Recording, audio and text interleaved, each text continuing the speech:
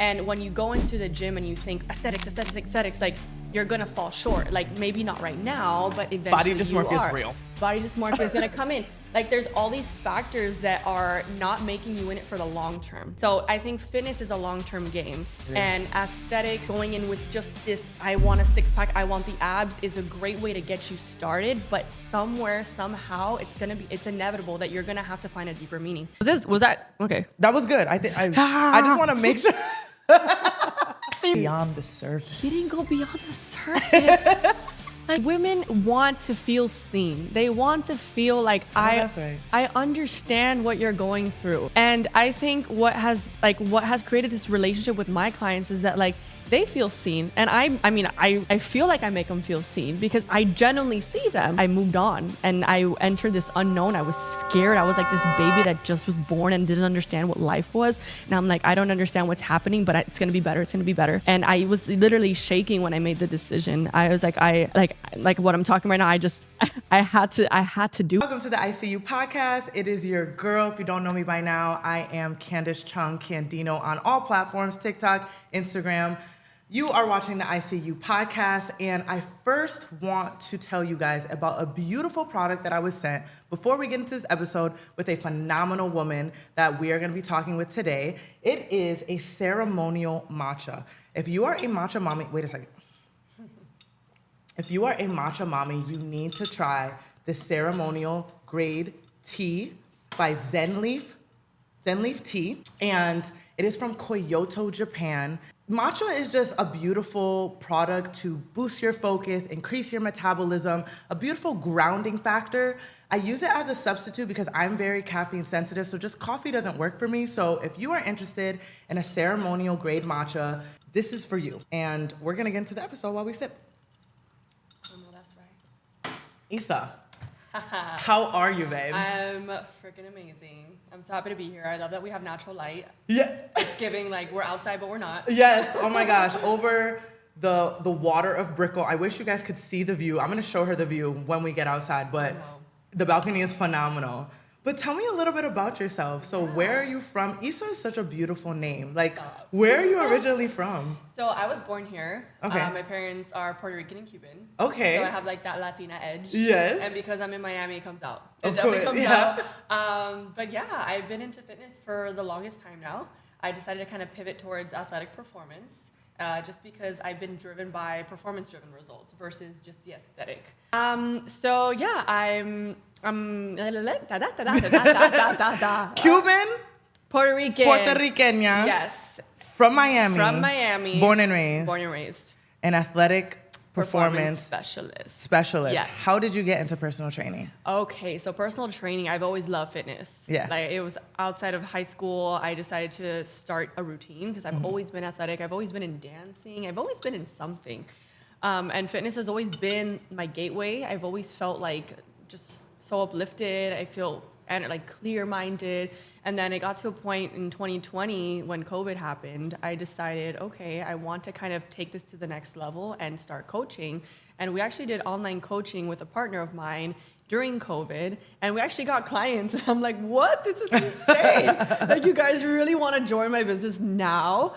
And then from there, kind of took off. I was doing online coaching at the same time as my job at a restaurant. And then afterwards, I decided, let me do in-person coaching because the demand got so high. And then I stopped working at the restaurant. I went full-time with fitness. And then it just kind of, evolved from there. Oh my gosh. Yeah. So you've been in this for a long, like, how old are you if you don't mind me asking? I'm 24. Really? I'm 24. So like, low-key, like almost a decade though. Yeah. It was 7 years when I started in 2018, like the routine itself. Okay. Yeah. So what is your business called, first of all? Cruise mode. Cruise mode. Cruise mode. That's it. Cruise mode. I know that's right. Yeah. So when it comes to cruise mode, do you only train women or do you train everyone? So I specialize in women. However, in the future, I do want to bring in men as kind of to balance the ratio out. But I'm not opposed to men, but I train mostly women. I feel the same way. So with me starting ICU, I just really felt called. First of all, it started as a solo show. I thought I was just gonna be talking my talk. And then people were like, let me talk with you. Because you know when you talk to yourself and you just start talking in circles, right? Yes. And I would want to stay on topic, but I would realize it was easier to bounce off of someone else. Right. And then I'm just naturally curious about people. But my whole thing was bringing light to female entrepreneurs. And especially being in Miami, it's like, there's so many of us in different fields and in specific realms that are like, I want to help people find modems and resources and tools to heal. And you being in physical fitness, how do you feel like being in the gym and what you've learned when it comes to like training women has helped them heal or helped you heal? Yeah, that's a great question. So, it starts with, your purpose, your intent. And so everyone goes to the gym for a reason. And it's like when they can come to terms with what that reason is, that's where the journey really starts. For me, I was going to the gym and I was very extrinsically motivated for the most part. So I always held on to something. Oh, I have a vacation. I'm going to go to the gym, 7 days a week, whatever. And as I've evolved in this journey, I realized, okay, extrinsic motivation is always going to fall short. So it's really within the journey where you can find that like deep desire. Why do I still want to go after the vacation's over, after the guy that liked me likes me, like all these things that go away.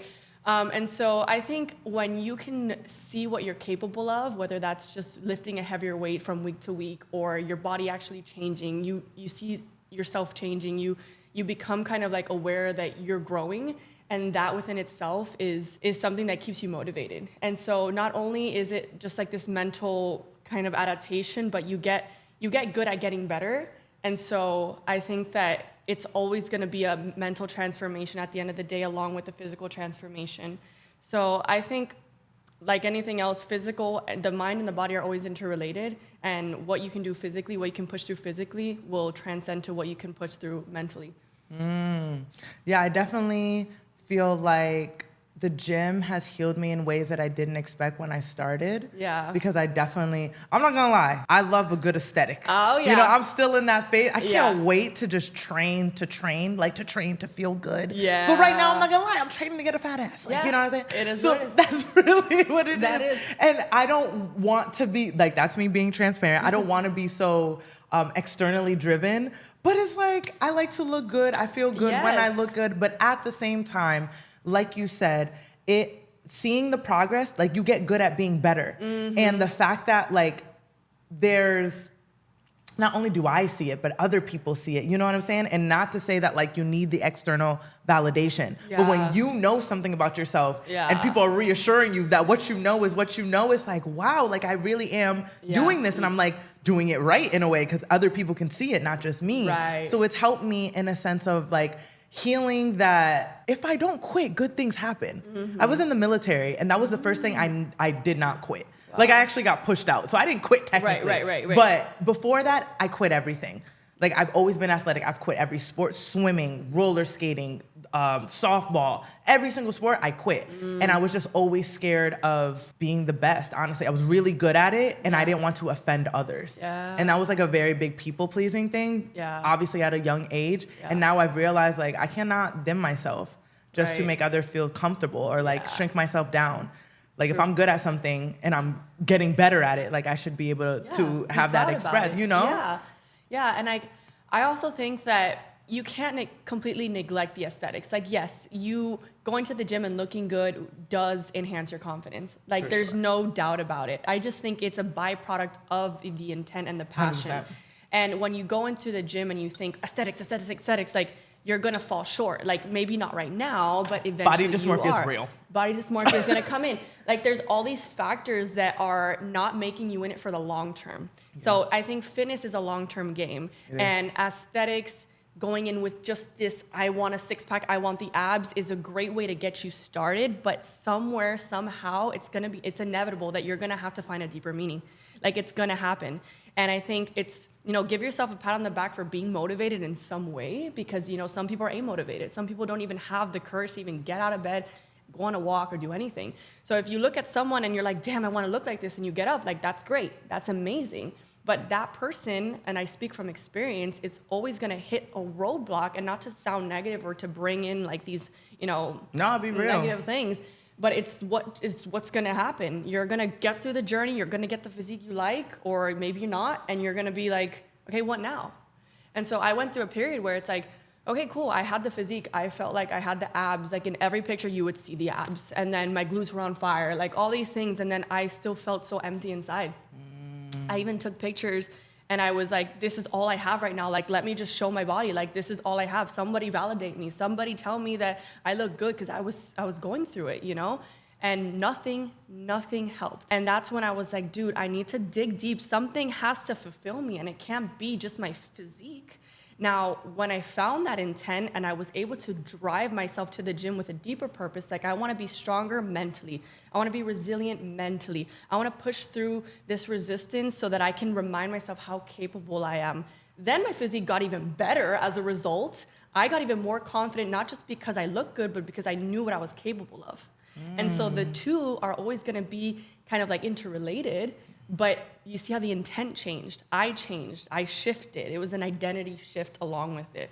Yeah. Was that okay? That was good. I just want to make sure. See, these are the best parts. I said that. I was like thinking about singing, by the way. We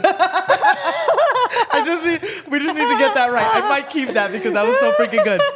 But to the point of intention and getting past like just the physicality. Yeah. I want to go into like consistency and body dysmorphia. Don't let me let go of those two thoughts, right? So body dysmorphia. When it comes to consistency, how do you help your clients stay consistent? And is it kind of buying into like, okay, we're going to help you lose weight, or we're going to help you get that big booty and small waist? Or is it like, you got to dig into your why? Like, what do you find is like, because people have a very hard, I realize we are not normal humans. We are not the average human. We're not the average. You know what I'm saying? Yeah, consuming 160 grams of protein. Yeah, I work out 5 times a week. Like, I am a fitness fanatic. I love fitness. I will work out 5 times a day and shower different. 6 times if I need to, because it's fun. Exactly. So I understand that that is, you know, something that it's in me. You know, I've always been athletic. I love it. Yeah. But for people that aren't really naturally like that, what do you have to say to them about being consistent, especially women going through our menstrual cycle,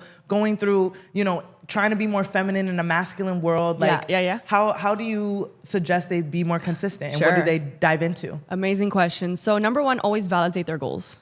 Whether it is externally validated, whether it's because they want to look good for a vacation, always be their support system and tell them, look, remember what you signed up for, remember your goal, because even though it may be extrinsic, it's still getting them out of bed, right? Now, you want to make the experience enjoyable for them. You don't want to take that person to level 10 when they haven't even made it through level 1. So as a coach, I want them to see what they can do right. I want them to give them a sense of competence. Like, okay, I actually completed the whole workout. Instead of giving them this really hard workout, them feeling horrible about it and being like, I don't want to ever work out again. I had such a bad experience. So then they associate fitness with, I quit. I failed. Like, this sucks.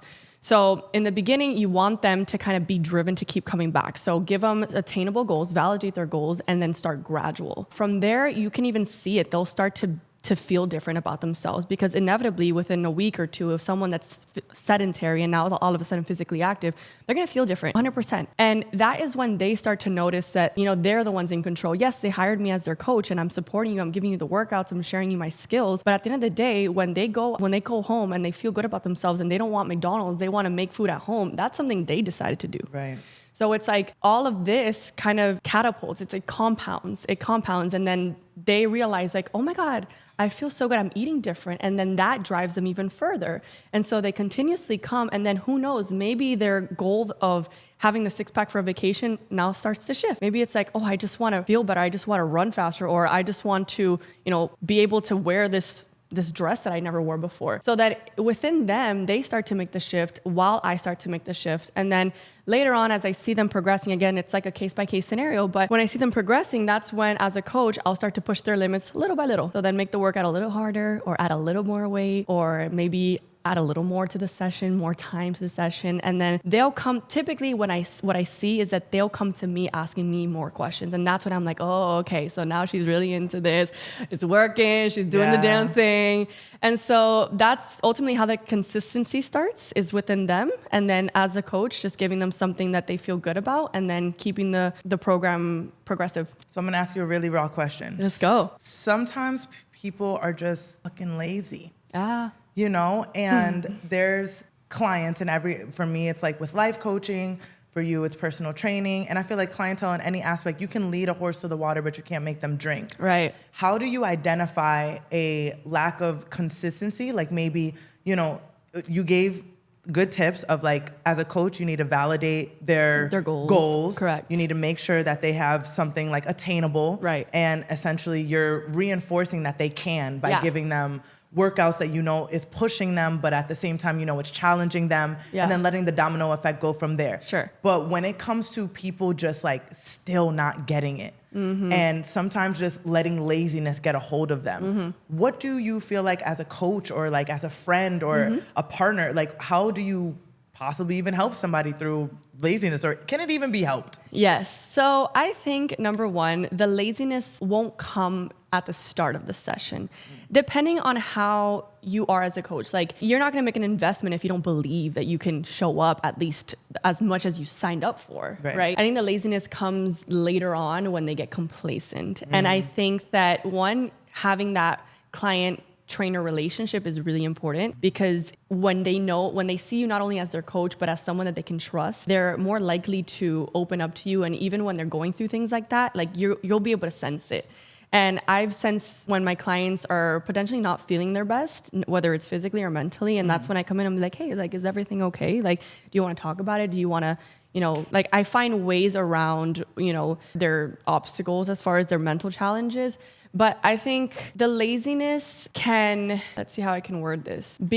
I wouldn't say, I just definitely don't think that if someone is that lazy, they would invest in a program. So to kind of like flip the question, lazy people that are that lazy and don't want to make a change won't invest in their health at any point, I think that people get lazy in the middle when they search for instant gratification and it doesn't come to them. And the laziness translates to inconsistency, because that's something that I work through with some of my life coaching clients. I'm like, are you just inconsistent in a way of like, you don't know how to get to this goal? You don't have accountability. Like, you genuinely don't have the brain space, so that's why you're always scattered, or you just genuinely don't want to do the work. And you spoke earlier about how like things need to be enjoyable. And I think that a lot of the world has painted out grind and hustle to be like, it has to come with struggle, and it has to be like rough, and and fitness can kind of be perceived in that way, like, oh my gosh, you're about to be huffing and puffing. And yes, you are. Like, I'm not saying that you're not going to, but it can be an enjoyable process.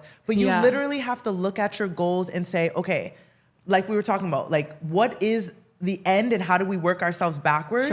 Because I know people that do not give a shit about the aesthetic.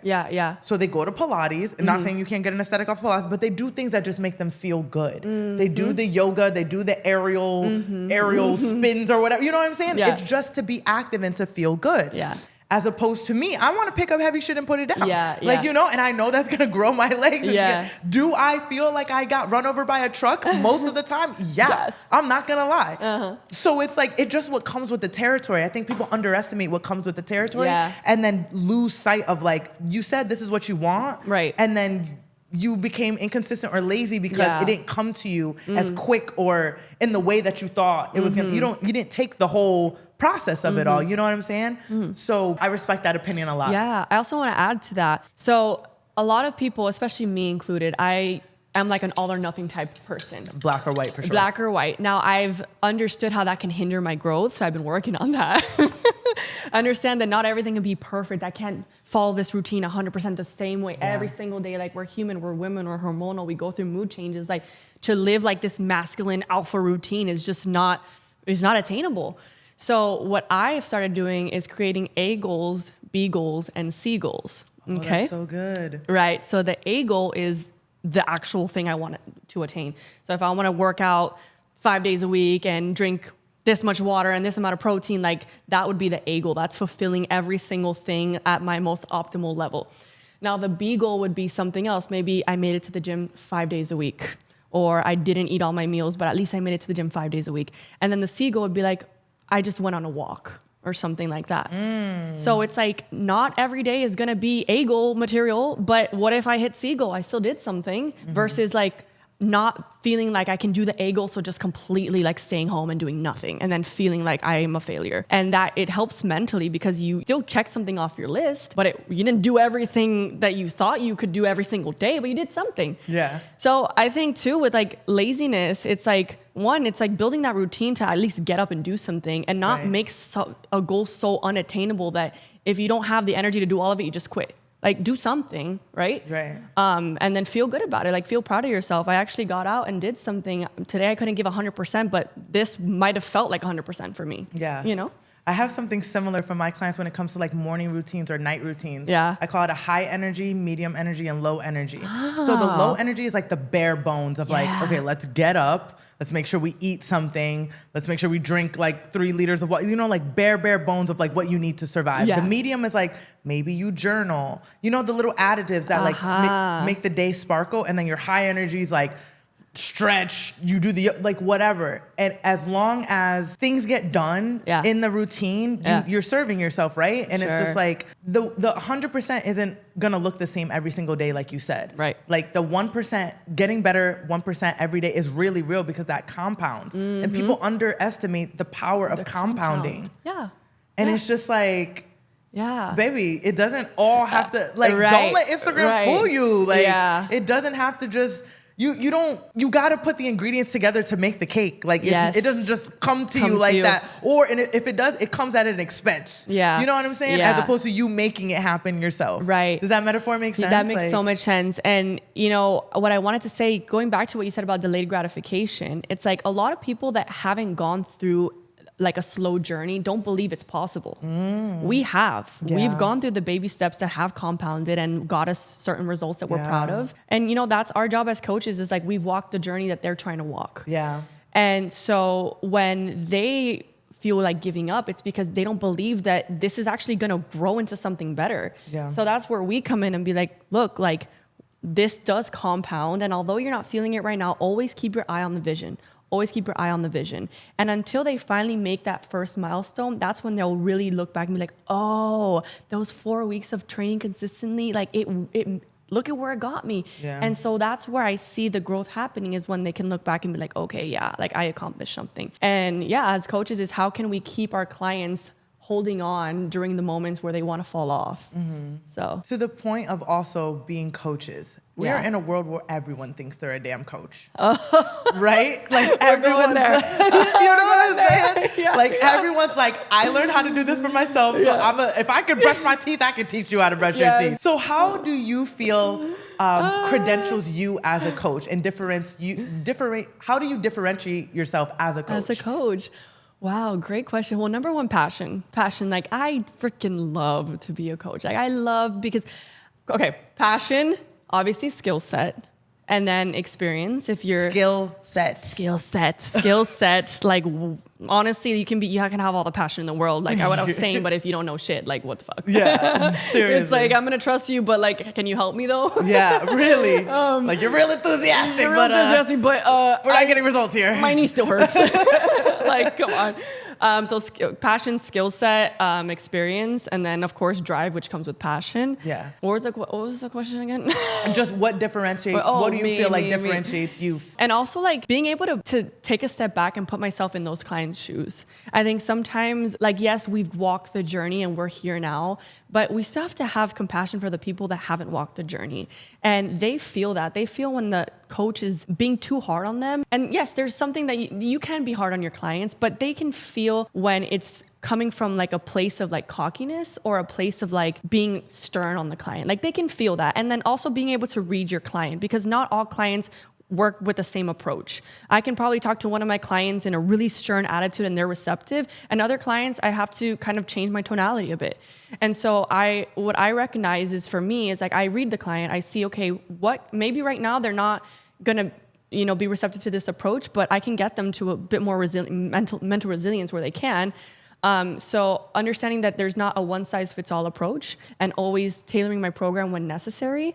Even if, I had like this vision for them in the beginning, and I realized, okay, no, that doesn't fit, like always altering programs to fit the client's needs. Cause there's especially working with women, there's always something to switch, maybe one day I programmed a strength and power workout for a client, and she's on her period and she just can't do the thing.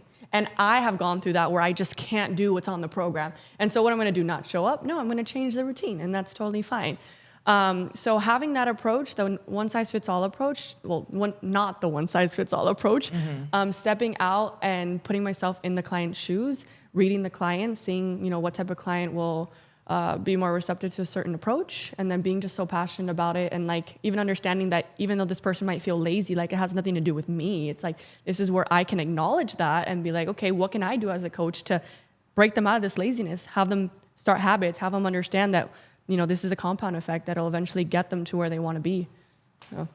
Yeah, it is overwhelming as to how many people I heard. I don't know if this is, don't quote me on this. I don't know if this is actual stats, but I had heard something that we get about 6,000 ads put in front of us every day between social media, what we hear on the radio. And it's like, to the point of like, there's a lot of coaches out here. There's a lot of people like, I can help you make $10,000 in a month. I can help you get 10,000 views in 6 days. And I understand why people are having a hard time making decisions with who they want to help them, because it's like, especially with AI, like you just don't know what's real anymore. Oh my God, yes. And one thing that I really connected with you on when we first met is your authenticity. Thank you. And being a coach, being an authentic coach is like, I feel like that is really a key characteristic right now in a world that like, we don't know what's real. We don't know when the body's real. We don't know when what people are saying is real. Like, it's like you really just have to use your discernment. Yeah. And you really have to trust your intuition that this person is aligned with you and that they can genuinely help you, whether they look like you or not. As specific for us, it's like women to women. I really want to help people get more clear when it comes to, even if I'm not the coach for them, but just identifying, like, if you know yourself better, then you will be able to identify who's for you better. Yes. Because it's when people don't know themselves, everything sounds good. Yeah. The results always sound good. Yeah. But it's like, when you don't know yourself, you can't really say this person resonates with me, because a coach isn't just choosing like someone that can get you the body or just get you the $10,000. It's like, do they have other characteristics that you actually want to have? I can choose a coach that can help me make $10,000, but is he a dirtbag? Like, does he treat people well? Right. Most of my mentors are men. That's why I'm saying him. I just learned from men the best. I know myself. I learned from men the best. Like, that's just it. So to the point of me bringing that up, is just, I understand that people are having a really hard time when it comes to wanting to get help, but not knowing how to trust someone to actually help them, and then feeling burnt that they spent $5,000 and they didn't get what they think they paid for, what they thought they were going to get out of the program. And that's a balance of also, like, did you give yourself the chance to see the results? Did you actually become consistent? Right. Or did you just not choose a proper person? And that, like, through and through attitude, because I've spent a lot of money on programs and coaches. I think it's just part of the territory on getting better. Same. And you get that edge on what to look for now. Because I was that girl that was choosing coaches just because it sounded good. And then I realized, like, Redwin, you're not that person for me. Same. It takes a lot of money. It takes a lot of time. And you got to be willing to lose it. And that's just it. Because what you lose, it gets you closer to what you'll gain. Period. Yes. To that point, like, for anyone that's looking for a coach that, they feel they can resonate on a personal level, sometimes it can be a trial and error approach. Like, maybe you need to work with the coach that you don't like, so you know what you don't like. But ultimately, it's like, you can look at the number one, what are you looking okay, how can I say this? What are you looking to accomplish? No, this shit can be cut out, right? Because fuck. It's all good. Take your time. Bro, I'm like, am I the only one that's like not flowing right now? No, it doesn't have to be perfect at all. Yeah. Let's see. Okay, so what I was saying is that sometimes you need to work with a coach that doesn't resonate with you to understand, like, what did I not gain from that? And then I think that's where, if you're honest with yourself, you can understand, like, okay, the coach has really good knowledge and he has a lot of success stories, but I don't think he understood me on a deeper level. And so then you can start He didn't go beyond the surface. He didn't go beyond the surface. like, come on. That's what I'm looking for. You're right. No, you're right. And like women want to feel seen. They want to feel like that's right. I understand what you're going through. And I think what has created this relationship with my clients is that like they feel seen. And I feel like I make them feel seen because I genuinely see them. I can understand that they're feeling defeated because, you know, they didn't feel like they did good in the workout. And like, I'm like, dude, it's totally fine. Like I go through that same shit again. And like understanding that they're human too. And just because I'm a coach doesn't mean all my workouts are amazing and I feel great. And sometimes sometimes it gets easy for us to think that because we have this leadership role, like everything is always perfect or we have to, we can only show the highs of our journey. And like, we are just like them. And clients can really feel when a coach feels them and understands them and has empathy and compassion for them versus when they're just telling them to do this and you're a failure because you didn't do it. And I even get feedback from people that tell me like, oh my God, like I worked with someone and I just didn't feel like they understood me. Like they were mad that I wasn't getting it. And I'm like, oh my God, sister, no, please run away. Like, no, what do you mean they're mad? Because you can't do a lunge. Like that's their job. Like, why aren't they helping you do a lunge properly? Why are they mad? Right. So yeah, that's having that like feeling the client. They're normal. They're normal people like us. Right. No, that's literally why I call this ICU.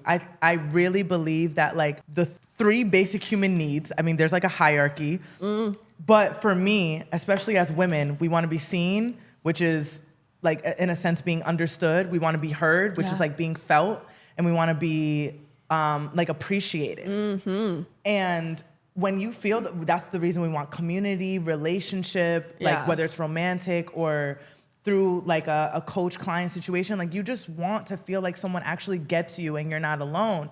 Because to the point, let's track back a little bit about body dysmorphia, right? Uh-huh. Body dysmorphia is so real. And anyone in the fitness community feels me on this.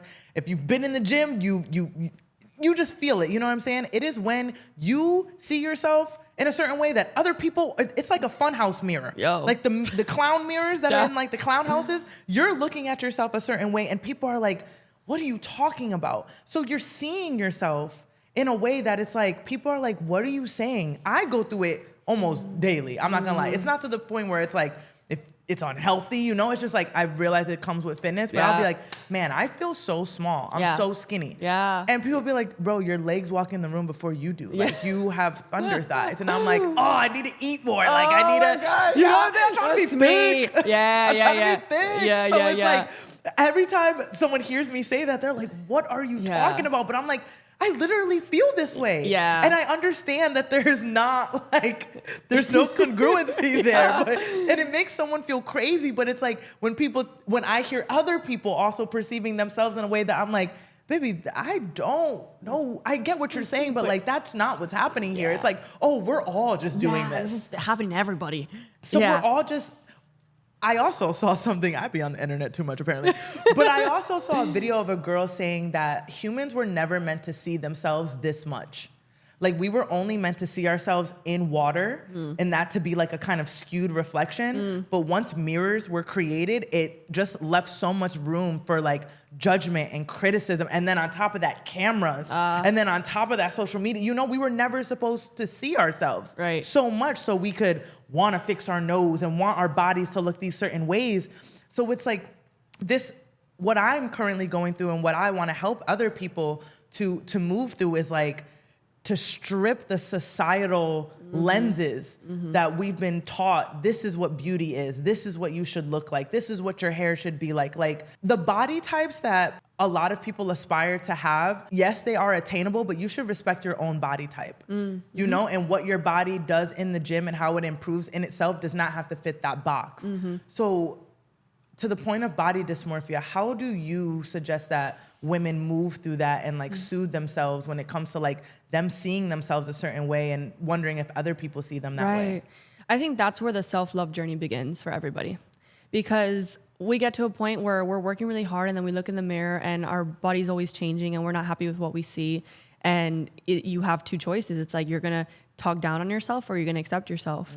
And I think it's when you go through experiences where you look in the mirror and you're not happy with what you see, and you can sense that your internal dialogue is negative, where you got to give yourself grace. Like there's no other way out of it besides just continuing to talk down on yourself. And for those that are going through that body dysmorphia, number one, just understand that your body, I mean, your mind likes to play tricks on you, and it likes to tell you things that aren't real. And so if yeah, exactly. And again, I can talk about self-love all day, but I can also talk about, what goes on in your mind all day. And if you give energy to those thoughts, they're just going to seem more real and more real and more real. And you're going to look at every single mirror, every single photo, you're going to delete it. And then it's going to create this warped mentality, and you're going to start behaving different as a result. So it's like taming your mind, understanding that whatever goes up in your mind is only true if you give it the energy, right?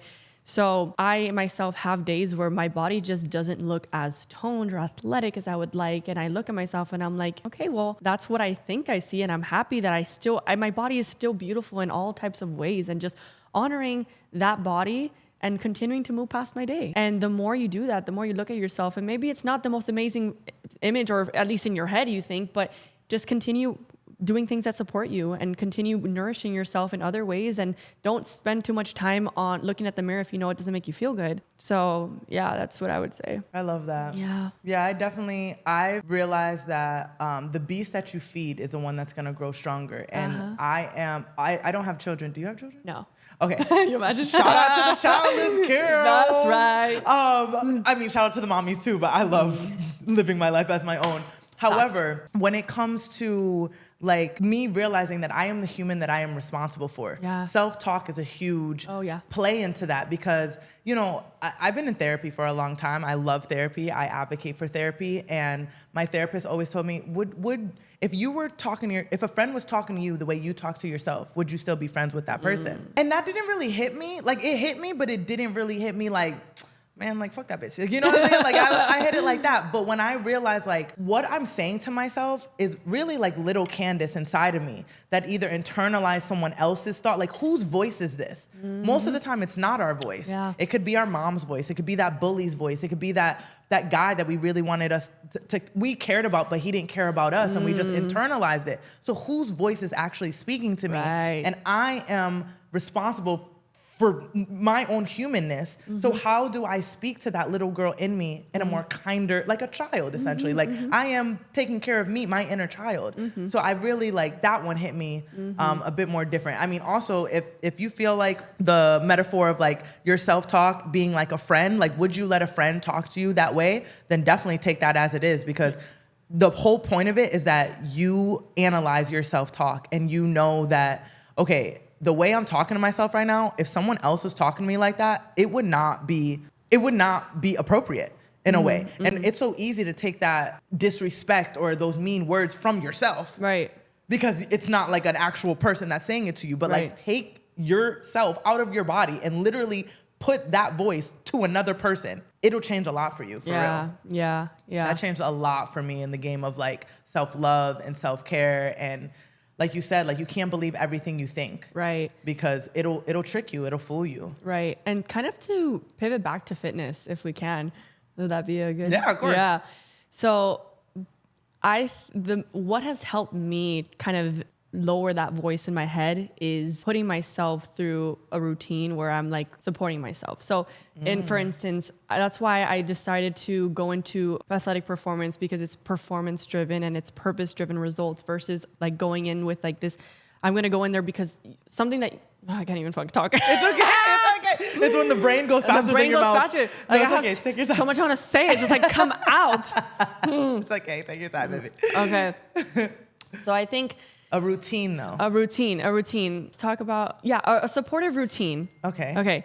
So when I go to the gym, there's obviously, like most of us, we have days where we don't want to go to the gym, and we have a routine, and it's like, I know I should go, but I don't want to go. And so you're in your head when that happens, because you can literally still go. But this is where you have to pull from that deep desire, that purpose. And that's why I preface this a lot, is like, if your goal is externally driven, you're not going to be able to pull from that when you're lacking motivation.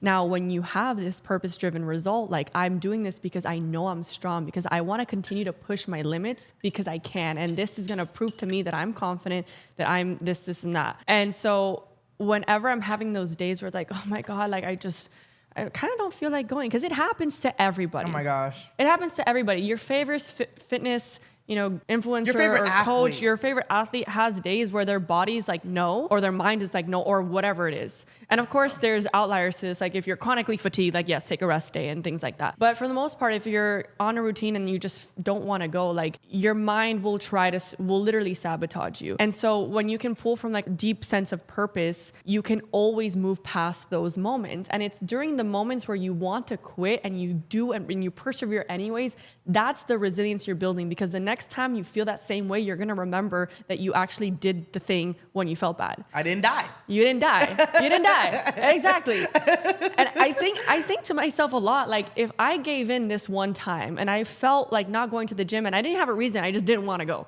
Like there was absolutely no reason, I just didn't feel like going. Or maybe I created an excuse in my head, like it's raining, or like, I don't freaking know, it's too far or whatever the hell. And I actually gave into that and I didn't go. Then the next time I felt like that, my brain's gonna have that habit already starting to form. Like, okay, when she doesn't wanna go, she doesn't have to. Versus, okay, my body understands that it doesn't wanna go. I'm still gonna go anyways. And now every time I don't feel like going, I know that I can still go because I've done it in the past. So that's how you start to create these healthy habits. Or that's how you start to create these habits when you're feeling like unmotivated, is actually doing the thing. I lost my train of thought. It's okay. No, it's okay. I was thinking while you were speaking that to the point of training women, something that I really feel like I've specialized in with my girls is gentle discipline. Because in this world of like, your goals don't give a fuck about how you feel. Yeah. And that doesn't really speak to women. You know what I'm saying? Because how do people, men, women, love to say, oh, you guys are such emotional creatures and you guys think more emotionally than you do logically. Okay, awesome. So how can we are not in a world where we're depending on a man to go to war and we get left at home and he left us with the children. Like we can literally do things for ourselves. This is one of the most beautiful eras to be alive as a woman. We can live by ourselves. We can build our own business. Like that is not meant to be taken in a negative way. And I hope that helps someone shift their perspective, because it's a beautiful time to be a woman, to be beautiful, to be a boss, to be all the things that you want to be without being codependent on someone. Yeah. So how do you speak to, like you said, pushing past this and building up that resiliency of like, okay, I don't feel like it today. Maybe my body, I'm in my menstrual cycle. I'm going through pain and my body is literally saying like, no.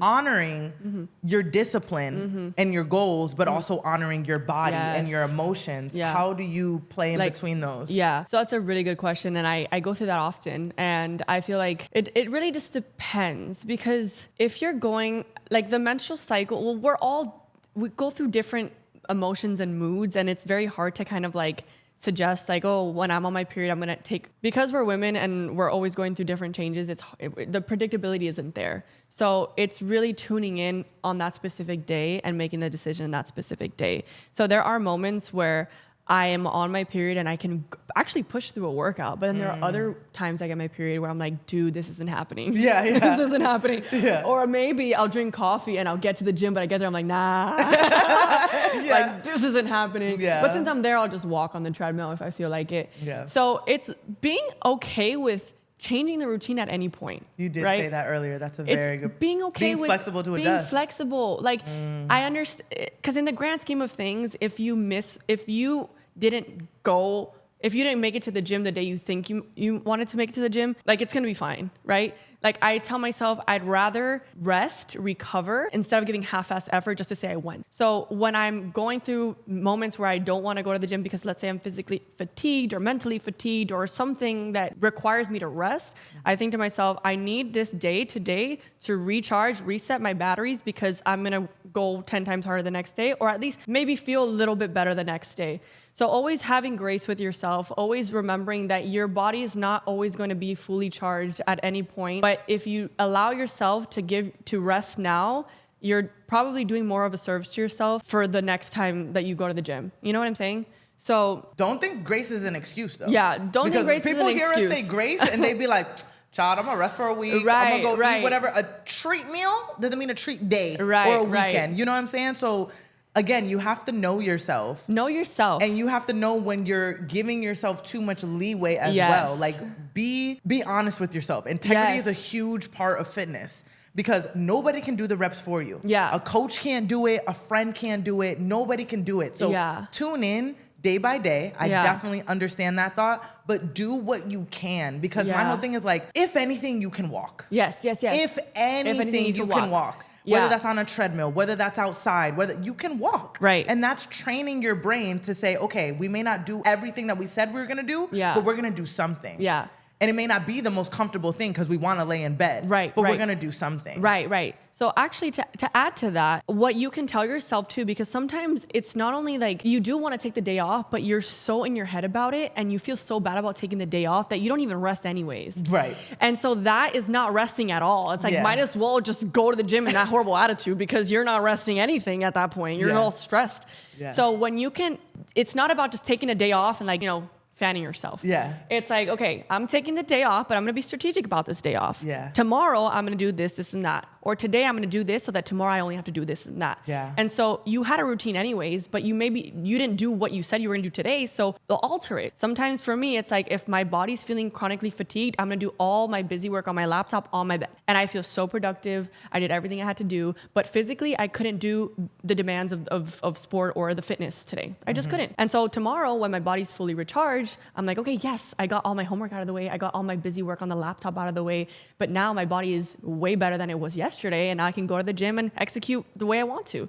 So that too helps mentally because I used to have a hard time with rest days. And I would think was being lazy if I decided to go against the routine. And it was like this whole mind fuck. Like, dude, get up, like, come on, keep pushing through, discipline, Talking like crazy to yourself. And I used to be that way. My internal dialogue, whenever I felt chronically fatigued, I had brain fog, like I would figure it the fuck out.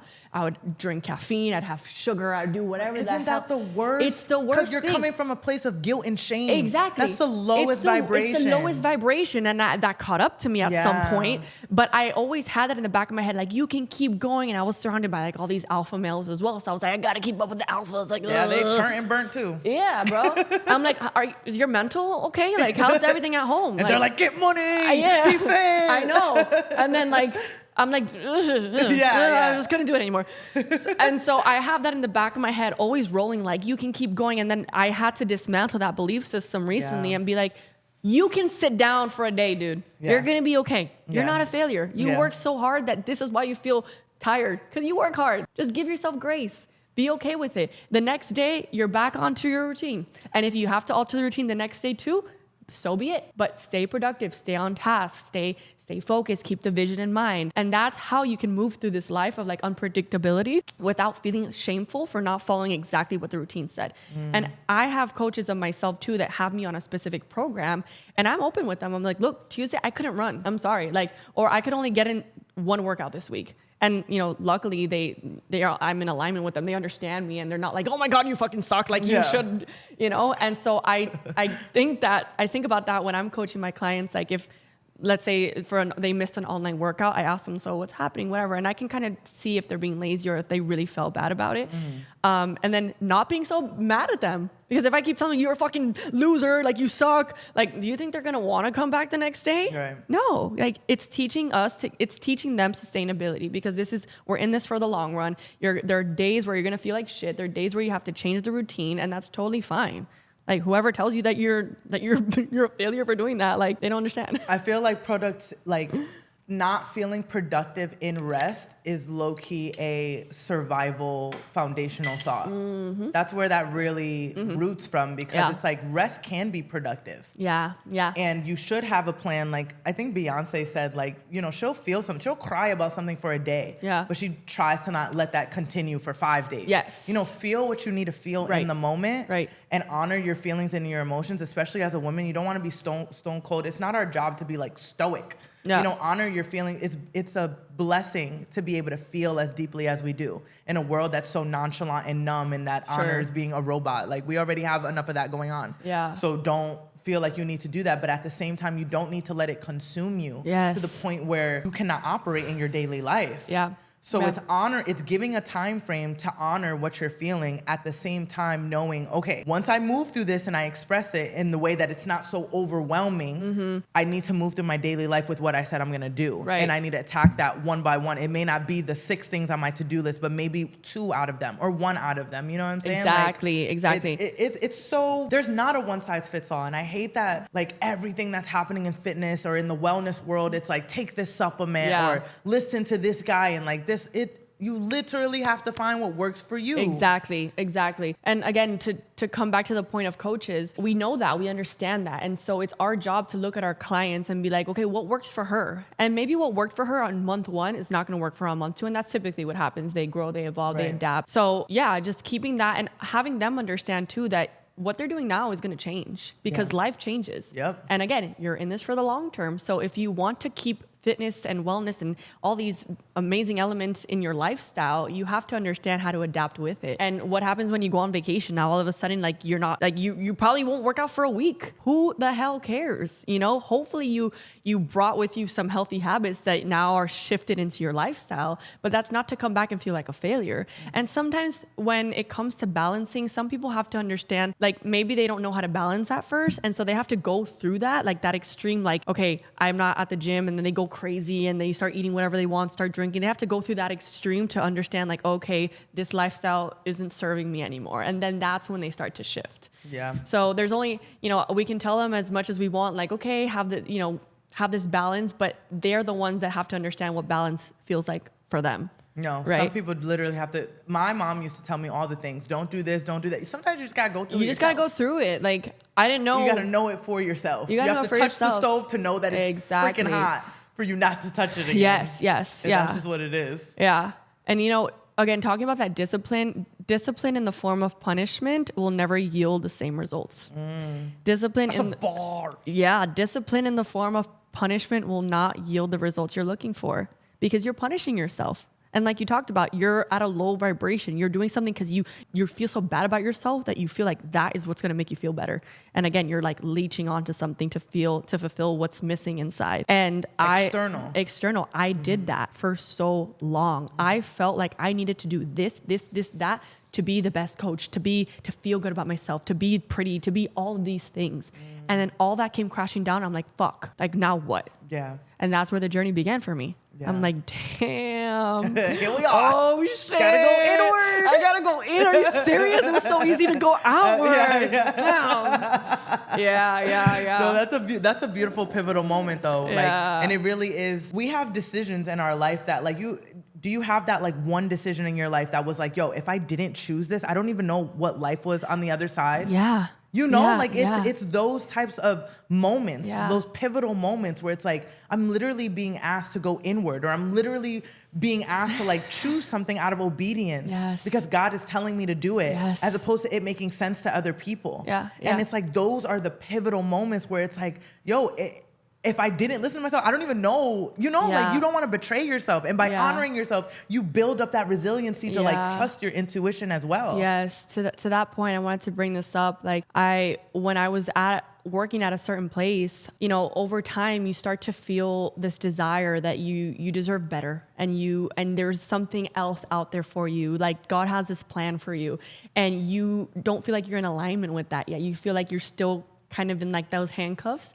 And being where you are, and you don't understand how you can get out of that. And I finally took that leap of faith, and it was, I thought to myself, what are these people going to think? I didn't have an explanation to leave this place. Like, I don't understand like what is out there for me, but I just know that there's something better.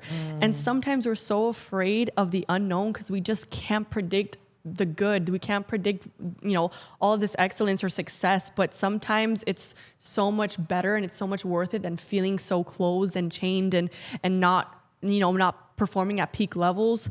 And it's like, to anyone that is, feeling constrained in their current situation, and to anyone that's feeling stuck in their situation, like there's no way out, there's something outside there for you. And I know you feel it. There's a burning desire that you have. Just tap into it. And it may be scary to tap into the unknown, but it's a lot scarier to stay where you are now. Did you feel fed up when you made that decision? Fed up? Because I notice, I mean, for me personally, Yeah. I move off of pain most of the time. Yeah. Like somebody hurt Oh my me, God, yes. or, Yeah. as opposed to like, oh, it's nice over there, Oh, or no. it might be better over there. Yeah. So were you, like, I was fed up with my city Yes. when I decided to join the military. Yes. Did you feel fed up with your job position, or like what gave you the courage in Yeah. a way to like move out of that? I felt fed up, but not in an angry way. Okay. I felt as though it's wow, to put a word on this emotion is crazy, because there was like so much going on. I felt, number one, just depleted energy wise.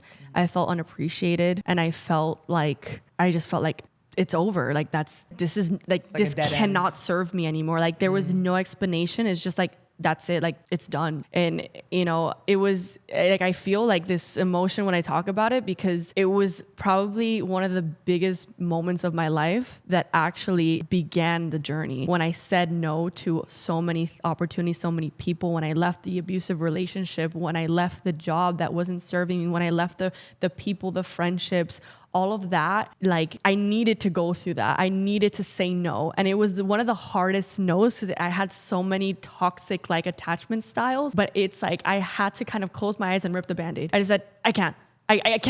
And then I moved on, and I entered this unknown. I was scared. I was like this baby that just was born and didn't understand what life was. And I'm like, I don't understand what's happening, but it's going to be better. It's going to be better. And I was literally shaking when I made the decision. I was like, like what I'm talking right now, I had to do it. I had to do it. And sometimes, you know what? It may defy explanation. You don't have to justify yourself for that feeling that you know is real. You don't have to sit here and be like, why'd you do that?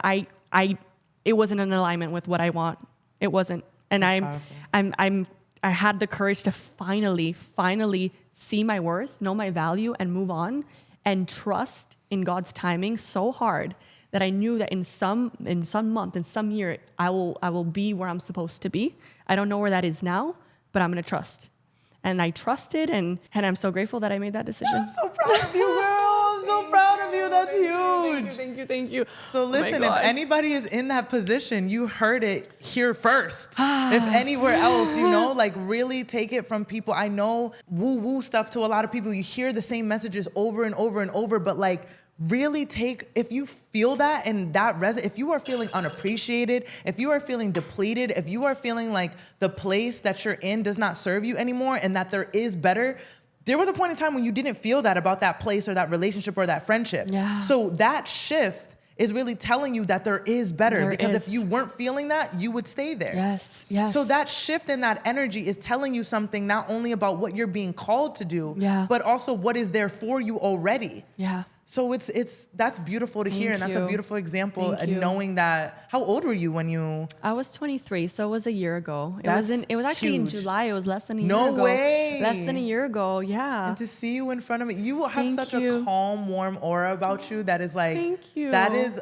a lot can change in a year. A lot can change in 6 months. And I just want to say, we know when we're in the wrong environment. We feel it. We act in survival mode. We act in a way that we're not happy with. And we sometimes suppress that with, certain mechanisms. And it's not until we finally sit with ourselves in calmness and peace and we finally hear our intuition speaking to us, because it's always trying to talk to you. You just have to listen, and it'll get louder and louder and louder the more you try to, kind of like the more you try to push it down, that's like the more you try to push that voice down, it's going to keep coming up and keep coming up. Be honest with yourself. Listen to that desire. Listen to that intuition, because it is true. It does not lie. It does not lie. It does not lie. So you want to tell them where they can find you? Yes. Your social platforms. Any last words? Yes. So you can find me on Instagram, TikTok, and YouTube, Issa Cruz X. I have my link to my in-person training application there. I'm also coming out with a few programs, and a challenge is coming out soon for those that are looking to get nice and toned and feel like they're strong and resilient in their mind and their body, especially right before summer. So stay tuned for that. And yeah, I look forward to expanding my audience. And Isa is spelled with the ISA, not ESA. Spell it for them. ISA Cruz. Isa Cruz. It's short and simple. Look, Okay. that's a name that most people can't forget, right? That's right. Thank you so much for coming. Oh my God. This was a thank beautiful you. conversation. Yes, I feel so awakened.